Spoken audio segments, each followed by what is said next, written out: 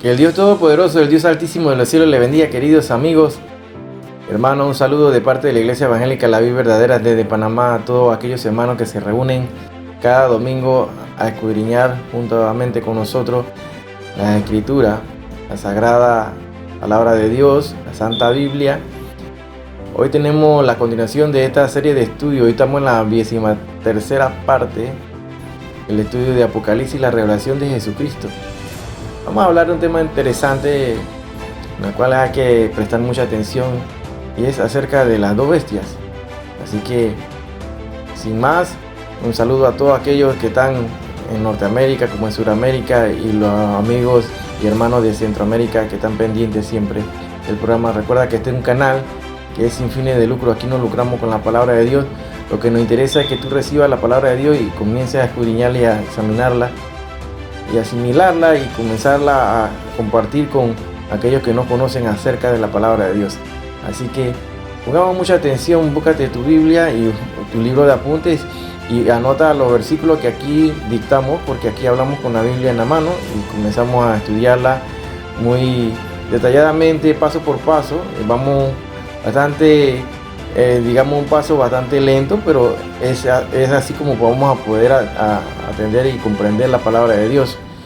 Muchas veces leemos pero no captamos lo que dice la palabra de Dios, entonces hay que leer detenidamente. Esto se llama examinar, escudriñar la palabra de Dios. Así que, bueno, sin más preámbulo, vamos a comenzar este estudio. Hoy, las dos bestias. Las dos bestias, este es un tema muy interesante, es un tema apasionante que despierta la curiosidad de muchas personas, el saber quién será este personaje ante la cercanía de estos eventos proféticos que están pronto a darse, que hemos hablado en múltiples ocasiones de la semana 70 de Israel, que corresponden a esos 7 años de la tribulación y la gran tribulación. Vamos a hacer este estudio respetando las características y las bases bíblicas.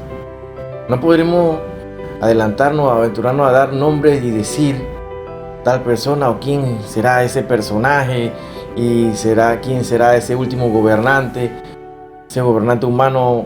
¿Quién será que va a apoderarse de todo el mundo entero? Como dice, anota ahí Apocalipsis 13, del verso 5 al 7. Sabemos que la Biblia habla de anticristos. Entonces, todo aquello que va contra Cristo, ¿no? Contra el ungido. Eso es lo que quiere decir anticristo. Pero este tema nos referimos al gobernante que saldrá de la última bestia o gobierno humano.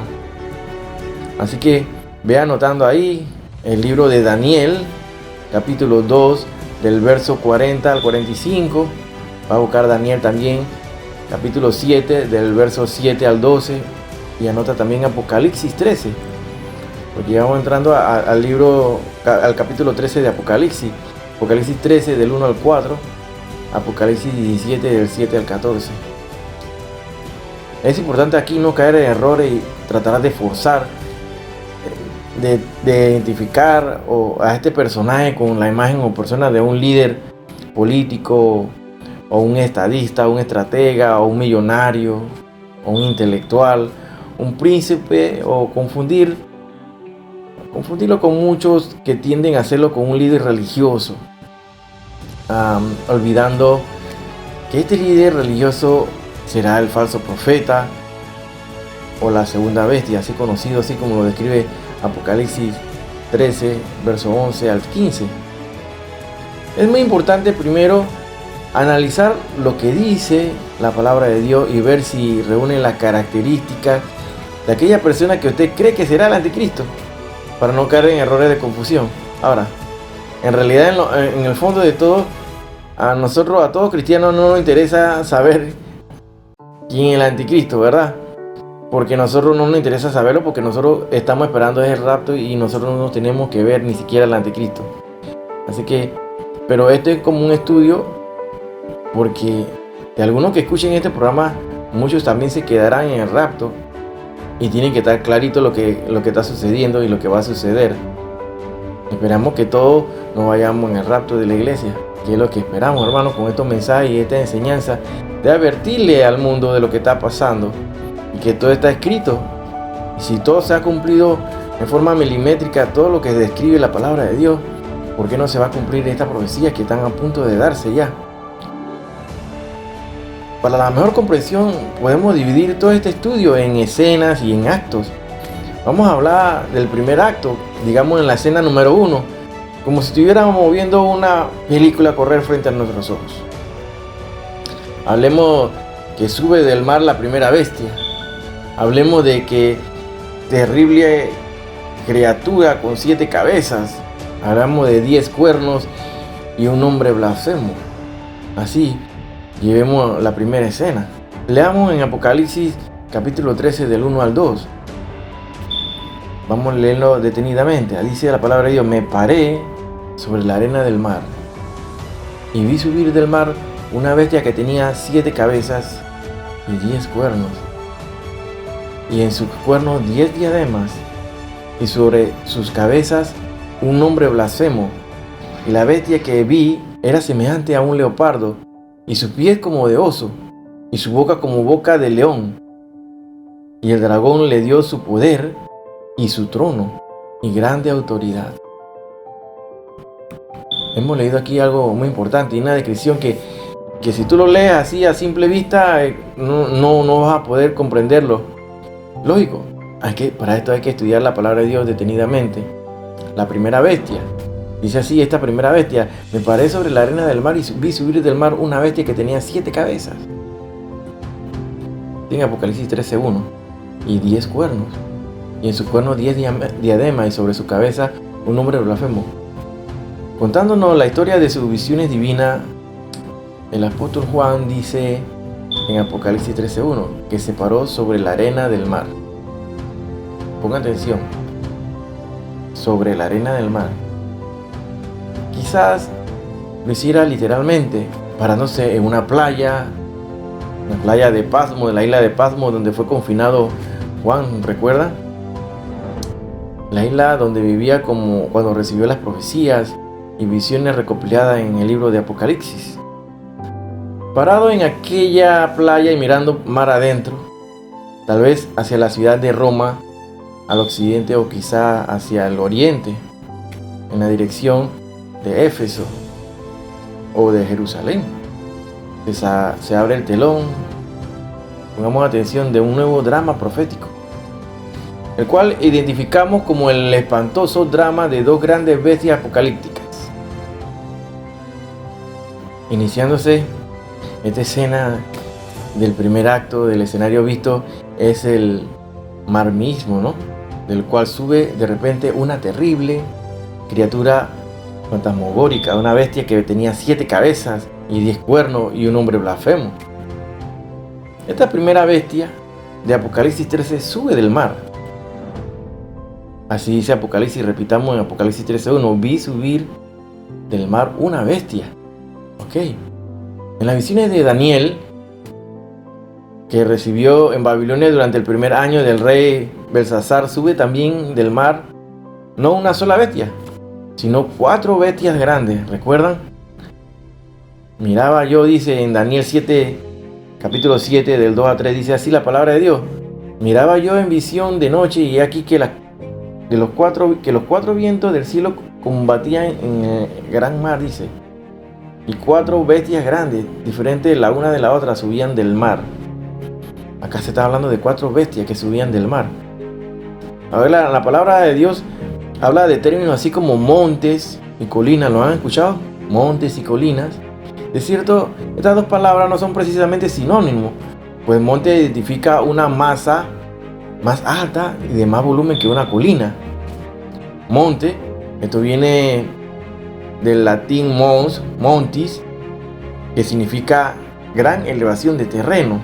Ahora, colina viene del latín collina, que viene la palabra colinus, o del collado, elevación natural de terreno, menor que una montaña, así lo podemos definir, como una elevación de terreno menor que una montaña. Ambas definiciones las podemos buscar en el diccionario real de la Academia Española, así que ahí lo pueden verificar el significado según los diccionarios actuales. Bueno, Daniel ve subir del mar a 4 bestias. Daniel dice así, dijo: miraba yo en mi visión de noche, y aquí que los 4 vientos del cielo combatían en el gran mar. Mira, y 4 bestias grandes, diferentes la una de la otra, subían del mar. La primera era como león y tenía alas de águila. La segunda, ¿cómo era? Era semejante a un oso, dice. La tercera, semejante a un leopardo. Y la cuarta bestia era espantosa y terrible, en gran manera fuerte, muy diferente de todas las bestias que vi antes de ella, y tenía 10 cuernos. En Daniel 7, de 1 al 7, puedes buscarlo ahí, Daniel 7, del 1 al 7. Estamos hablando de estas bestias. La cuarta bestia, Juan no encuentra un nombre para describirla, sino como espantosa y terrible. Ahora analicemos qué simboliza el mar o el gran mar en estas visiones. ¿Qué significa eso? Probablemente lo mismo que las muchas aguas comentadas en Apocalipsis 17:1. Muchas aguas, ¿recuerdan? Ven acá, dice el ángel al apóstol Juan, y te mostraré la sentencia contra la gran ramera, la que está sentada sobre muchas aguas. ¿Lo recuerdan? Eso lo dice en el libro de Apocalipsis. Luego explica el ángel en Apocalipsis 17:15.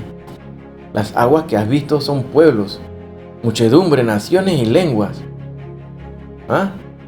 Pese que mar o gran mar en las visiones de Juan y de Daniel sean una alusión al mar grande, llamado también el Mediterráneo, el lenguaje de las visiones es metafórico. Y por consiguiente, no se trata de un mar material, sino de la que simboliza mar. ¿Ok? Dado que mar y muchas aguas pueden tomarse como sinónimos, nos parece lógico concluir que mar en las dos visiones también simbolizan pueblos, muchedumbre, naciones y lenguas. De todos modos, veremos que las bestias no suben de un mar material aquí en la tierra, sino de multitudes de gentes de distintos lugares, y que tanto la bestia como la gran ramera se sientan sobre ellas. Tampoco serían materiales los 4 vientos del cielo que combatían en el gran mar, sino que se trata más bien de figuras retóricas, las que representan, a nuestro entender, tormentas, convulsiones o luchas ideológicas, políticas, sociales, religiosas, económicas, las que surgen comúnmente entre la gente de distintas naciones, razas, lenguas, entre reyes, emperadores, príncipes, ejércitos, sacerdocios, jerarquías eclesiásticas, etcétera, etcétera, etcétera. La palabra de Dios es clara. Dice: combatían en el gran mar. Significa que estos vientos agitan fuertemente a la muchedumbre supersticiosas, mal informadas, ignorantes e inconstantes, como si fueran ellas tal cual ondas del mar llevadas para allá o para acá. Así lo puede buscar en Santiago, capítulo 1, del 6 al 8, segunda de Pedro 2, verso 17. Puede buscar Judas, capítulo 1, del 12 al 13. Anótalo ahí. Santiago, capítulo 1, del 6 al 8, segunda de Pedro 2, 17. Judas 1, del 12 al 13. Ahora, esto para que lo revises. En medio de las muchas aguas turbulentas se crean y salen a veces bestias realmente atemorizantes. Claro que sí. Dice la palabra así: vi subir del mar una bestia. 4 bestias grandes subían del mar. Ya pronto veremos el significado de bestia y bestias. Vi una de su cabeza herida de muerte, pero su herida mortal fue sanada. Pongamos atención a lo que dice aquí Apocalipsis 13, del 3 al 4. Y se maravilló toda la tierra en pos de la bestia, y adoraron al dragón que había dado autoridad a la bestia. Y adoraron a la bestia diciendo: ¿quién como la bestia? ¿Y quién podrá luchar contra ella? La primera bestia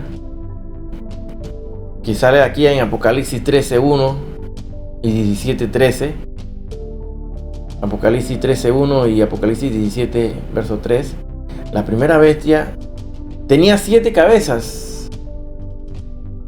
Ahora analicemos qué es esto de 7 cabezas, la identidad de las 7 cabezas.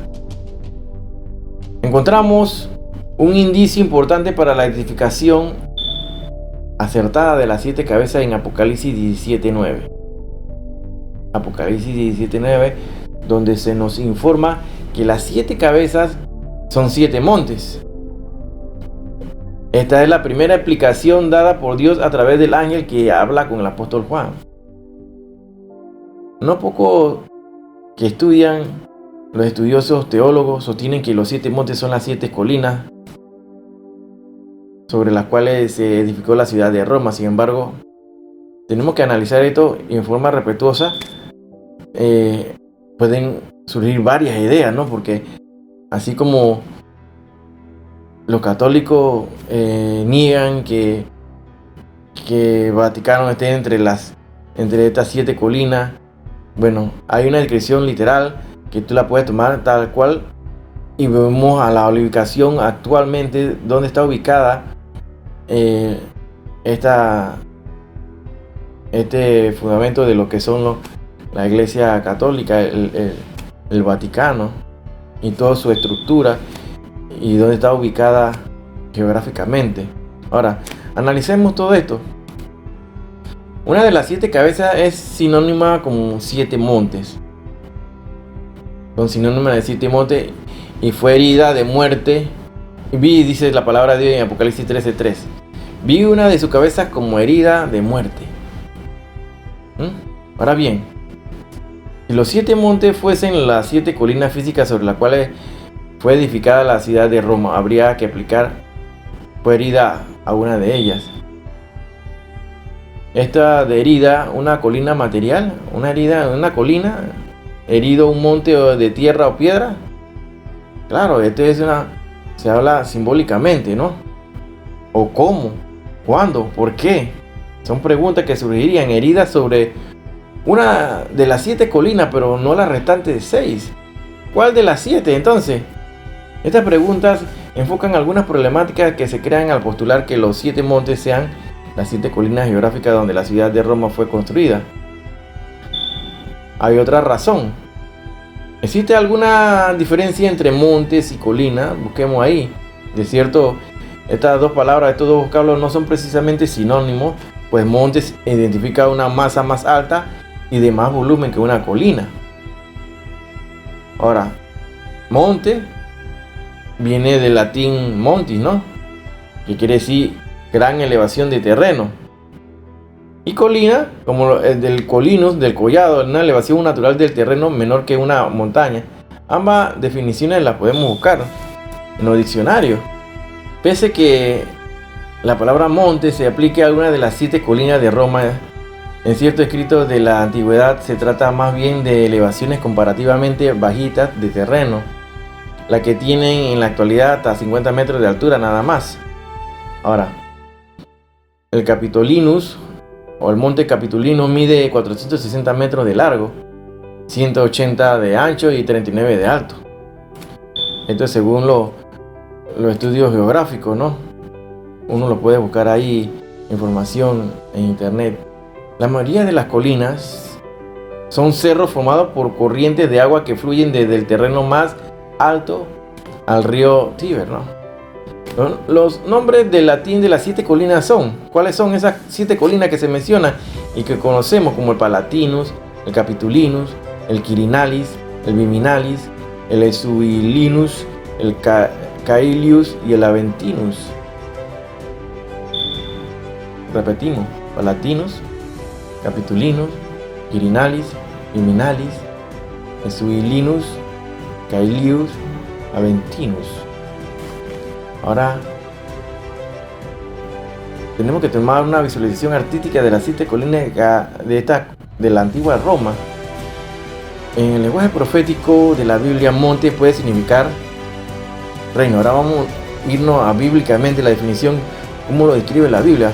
Busca ahí en Isaías capítulo 2 del 1 al 4. En el lenguaje profético de la Biblia, monte puede significar reino.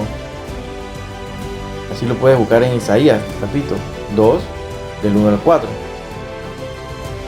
Acontecerá que en los postreros de los tiempos que será confirmado el monte de la casa de Yahweh como cabeza de los montes, y será exaltado sobre los collados, y correrán a él todas las naciones. Aquí habla del monte de la casa de Yahweh, que es el reino de Dios, nuestro Elohim, cabeza de los montes. Significa que el reino de Dios sería superior a cualquier reino terrenal, superior, ¿verdad? Y enseñada también así en Daniel capítulo 2, del 44 al 45, donde se revela proféticamente que el reino de Dios desmenuzaría y consumiría a los reinos terrenales, permaneciendo para siempre. Así que monte y montes en Isaías 2, del 1 al 4, claramente significan reinos. Eso es lo que quiere decir montes. En el contexto de Apocalipsis 17 y 9 indica que asimismo deberíamos interpretar el vocablo, la palabra monte, sea como reinos. Esta interpretación concuerda con la segunda explicación dada por Dios mismo, la que presentamos, y vamos a seguir hablando de este tema. La identidad de las 7 cabezas. La segunda explicación dada por Dios mediante el ángel que habla con el apóstol Juan es a saber, ¿cuáles son esos? Dice, las 7 cabezas.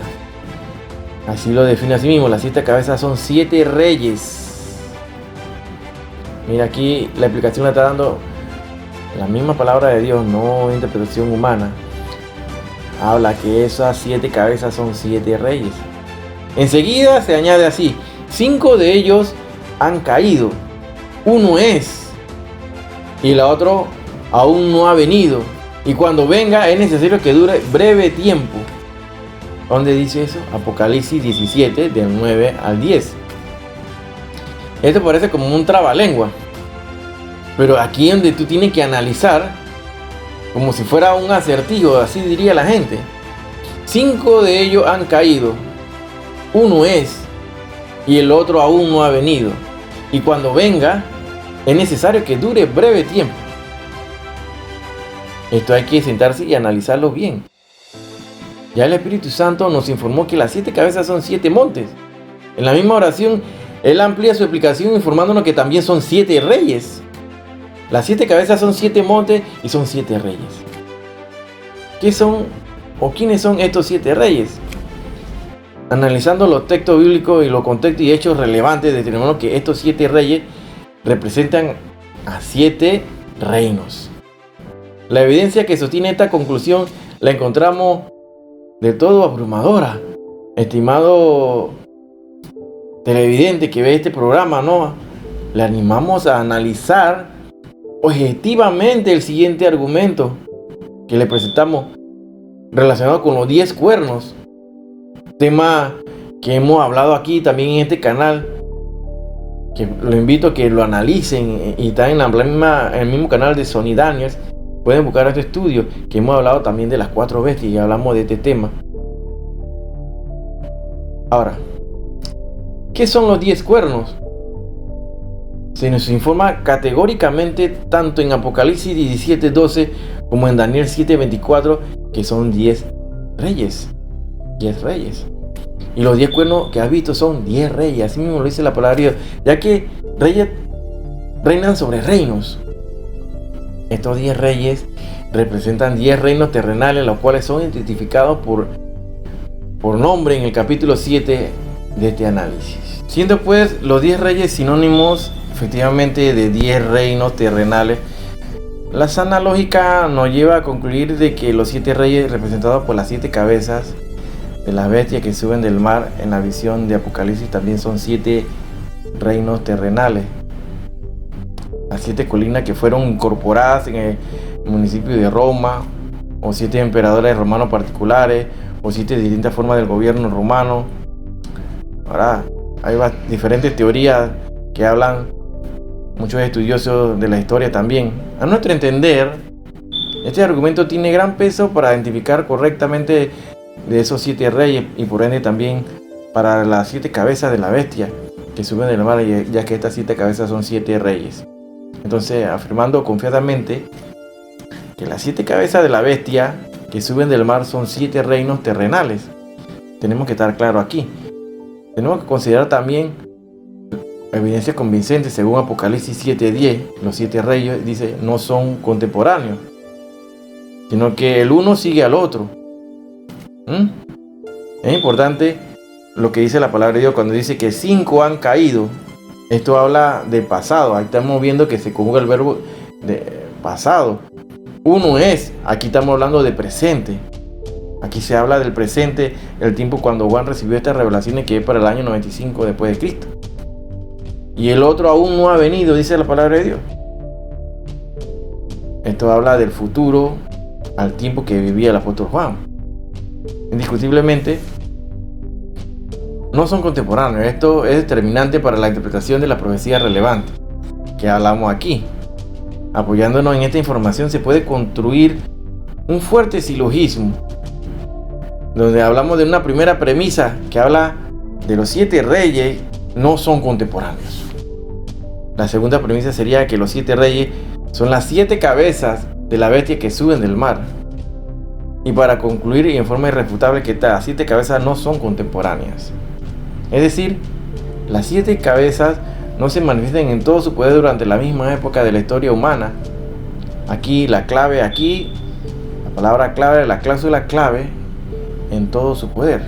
En Daniel 7:6 dice así: después de esto miré y aquí otra semejante a un leopardo, con 4 alas de ave en sus espaldas. Tenía también esta bestia 4 cabezas y le fue dado dominio, dice. Y le fue dado dominio. Ahora, quizá coexistan algunas cosas por algún tiempo, o sea, visible más de una cabeza, reino, durante determinada época. Más sin embargo, en cuanto a tomar el dominio principal, sobreponerse y gobernar áreas extensas del planeta Tierra, la realidad es que una se manifiesta tras otra, fortaleciéndose cada una como por turno y ejerciendo cada uno el uno tras el otro. Lo que hablamos del gobierno supremo, imperio máximo. Recalcamos aquí en este sentido Apocalipsis 17:10. Es que 5 reinos han caído, dice. Un reino es, el otro reino aún no ha venido. Reinos, aquí se habla de esta palabra reino, el énfasis es sobre reinos terrenales.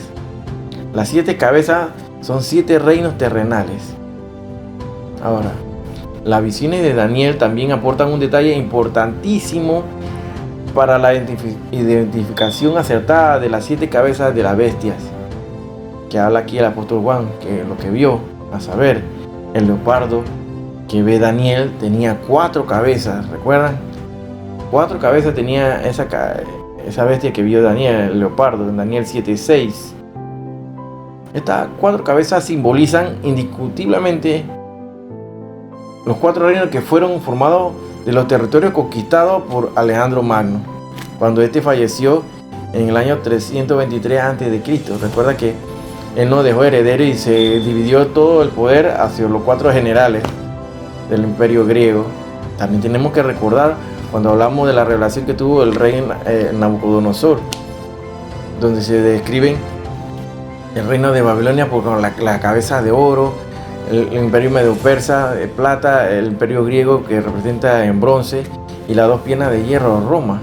Y después terminando en los pies con la aleación de que no se puede hacer aleación ahí, no se pueden hacer las uniones.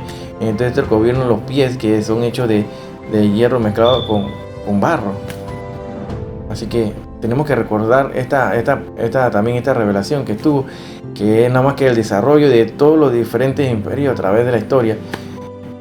Claro, que en ese entonces comenzó con Nabucodonosor, que estaba en Babilonia, pero antes de eso estaba el egipcio, el asirio, ¿no?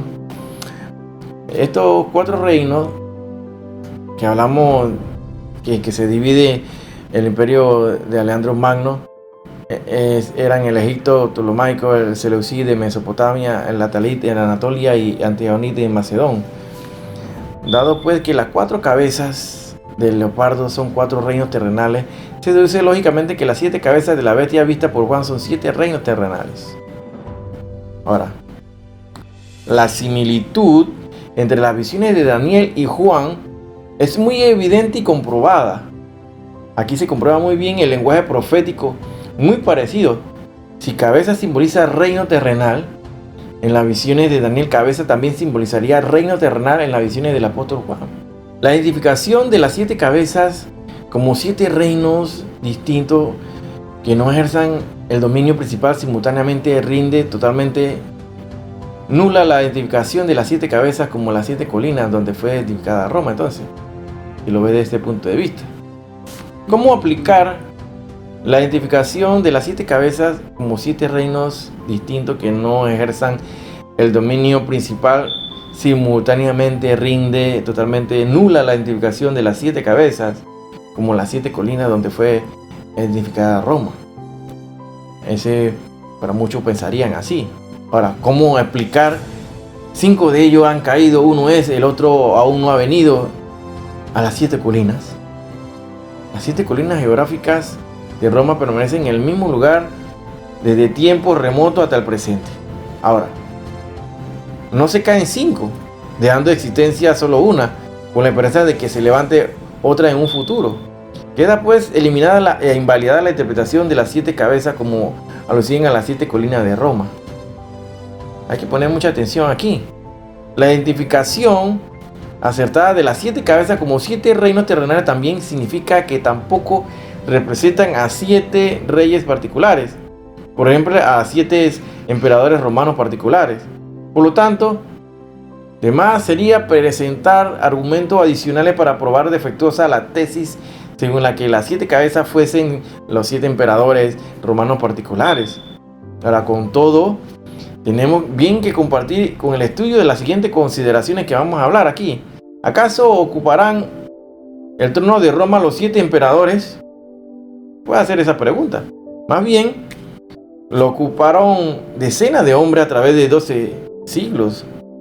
Desde el pequeño reino nacido en la cercanía del río Tíber, casi 8 siglos antes de Cristo, principado del siglo, eso es a principios del siglo IV de la era cristiana, cuando la ciudad de Roma dejó de ser la capital del Imperio Unido. Luego, decenas más ocuparon el trono romano al establecer la nueva Roma en el oriente, recibiendo pronto esta nueva capital del Imperio Romano el nombre de Constantinopla. Es importante revisar la historia también, es importante.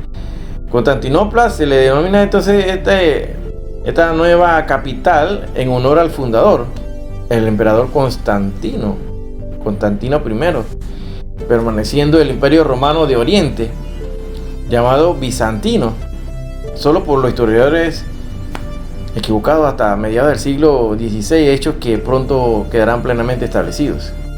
Obvio, enfatizamos ya que los 7 reyes, estos 7 reyes de este texto siguen el uno al otro, no siendo contemporáneos. Eso lo podemos entender ya, hermano. Reiteramos, la revelación dice claramente que 5 habían caído, uno era y el 7º aún no ha venido cuando Juan recibió esta visión.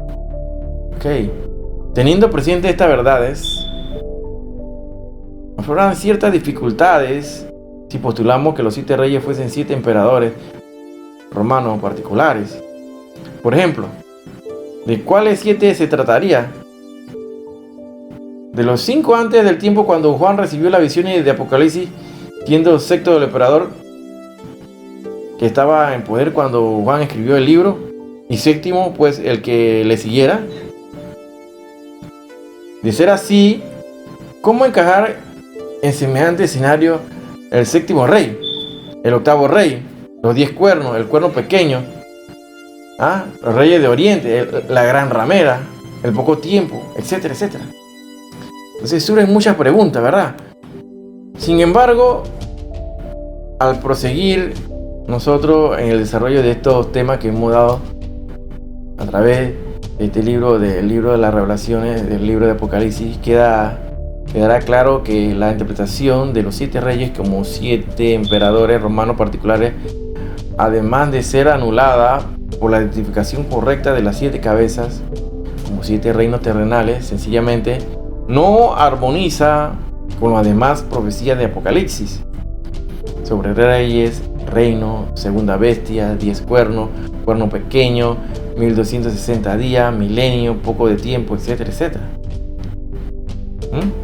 La identificación aceptada de las 7 cabezas como 7 reinos terrenales también significa que tampoco simbolizan 7 formas distintas de gobierno, instituidas durante el transcurso de la existencia larga del Imperio Romano. Que por cierto, este imperio no se habla de caída del Imperio Romano, sino que como que desapareció, se desvaneció, pero se habla de un Imperio Romano revivido. Por lo tanto, además sería seguir debatiendo este punto, ¿no? Pero sin embargo, para aquellos estudiosos notamos lo siguiente: es cierto, la historia confirma que la organización política de aquel Imperio Romano evolucionó a través de los siglos, pasando de un tipo de gobierno a otro. Por ejemplo, reino a república, a dictadura y así sucesivamente. Sin embargo, cabe preguntar, ¿se implementaría solo 7 formas de gobierno durante los 2 milenios y medio que permaneció aquel reino, o es forzado o arbitrario el concepto de solo 7 formas distintas de gobierno? Pronto estudiaremos sobre cómo el Imperio Romano fue sanado de una herida mortal o manteniéndose en pie durante muchos siglos adicionales, adaptándose y sosteniéndose bajo todavía otras formas de gobierno distintas a las que seguía antes de la herida. A plantearse que las 7 cabezas sean 7 formas distintas de gobierno, ¿tiene sentido obviar la forma de gobierno que tuvo el Imperio Romano después de sanado? Opinamos que no. De todo modo, confirmaremos que esta interpretación, conforme a lo que dice las 7 cabezas, los 7 montes, los 7 reyes, representan 7 formas distintas de gobierno romano, simple y llanamente no es acorde a la profecía sobre los 10 cuernos y el octavo rey. Aquí en este recuadro puede ver y anotar el desarrollo de los diferentes imperios a través de la historia de Nabucodonosor hacia el presente, ¿no? Y aquí lo puedes repasar y ver y buscar según lo describe en este cuadro, que habla de las 4 bestias del capítulo 7 de Daniel. Así Daniel dijo: miraba yo en visión de noche, y aquí que los 4 vientos del cielo combatían en el gran mar, y 4 bestias grandes, diferentes la una de la otra, subían del mar. Aquí habla de estos gobiernos de Babilonia, Medo-Persa, Grecia, Imperio Romano. Se habla de los de acá, de antes del diluvio, y vienen los reinos de Egipto y Caldeo, Asiria. Ahora, el apóstol Juan ve una bestia con 7 cabezas, la visión que se materializa ante sus ojos cuando él se para sobre la arena del mar, mirando un mar adentro, es estremecedora y aterradora. Ve subir del mar una bestia que tenía 7 cabezas y 10 cuernos, y estamos viéndola también aquí a través de los ojos y el relato del apóstol Juan. Ahí es el escenario de la escena 1 que estamos hablando y hemos hablado aquí en este capítulo.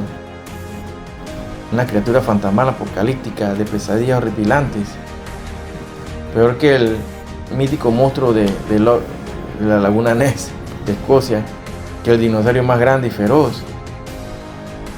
Si bien una bestia robusta y agresiva con una sola cabeza grande y amenazante llena de espanto, ¿cuánto más una fiera gigantesca con 7 cabezas descomunales y 10 cuernos?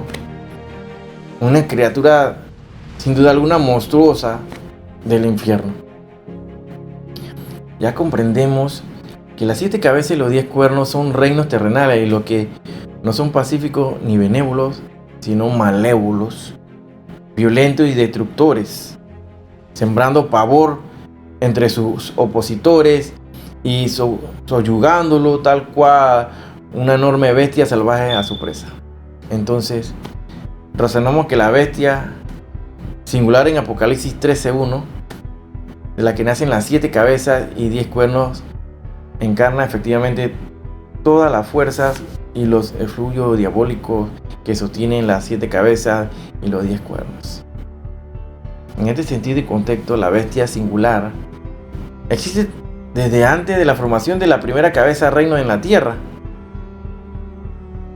Nacida la primera cabeza reino, nacen luego todavía otras cabezas, reinos y demás. Al tiempo, cuernos, reinos, incluso el cuerno pequeño que hablamos, el cuerno pequeño que al salir derrumbó a 3, dice. Los primeros 6 reinos en la línea de tiempo, comenzando con Egipto, Caldea, Siria, como lo podemos ver en esta imagen que presentamos aquí, en el esquema inferior, en la parte inferior izquierda. Luego que vio Daniel, Babilonia, Medo-Persa, Grecia y el Imperio Romano. En cada aparición de la bestia predomina una de las cabezas reino, destacándose y sobreponiéndose por tiempo determinado. Hasta aquí, hermanos, es el estudio del día de hoy. Estoy tratando de ir suavemente porque de esta profecía se da mucha información, entonces es preciso que lo repases y vaya comprendiendo paso a paso cuando se habla de esta bestia. Recordemos que cuáles son las 2 bestias que estarán en el tiempo del fin, ya en la semana 70. Hablamos de 2 bestias, que una es el falso profeta, una bestia que sale de la tierra y otro que sale del mar, que es el anticristo. Hablamos de estas 2 bestias que estarán gobernando y teniendo el dominio en la semana 70, o sea, esos 7 años que están destinados de angustia para el pueblo de Israel. Esos 7 años que se habla que son la tribulación, la gran tribulación. Es claro, y posteriormente presentaremos estudios más al respecto y seguimos la próxima semana hablando de este mismo tema, porque todavía aquí no ha terminado este tema. Seguimos este tema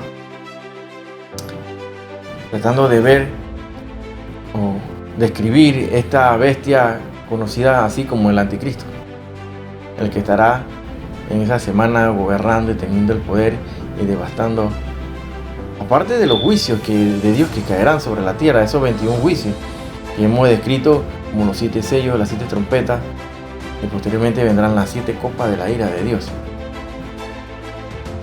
Esperamos que este estudio sea de gran bendición para tu vida, crecimiento espiritual, y te insto a que sigas estudiando y esforzándote más para tener el conocimiento de las profecías de Dios. La profecía, porque el testimonio de Jesucristo es el espíritu de la profecía. Shalom Alejem. Nos vemos la próxima semana, y si Cristo no ha venido.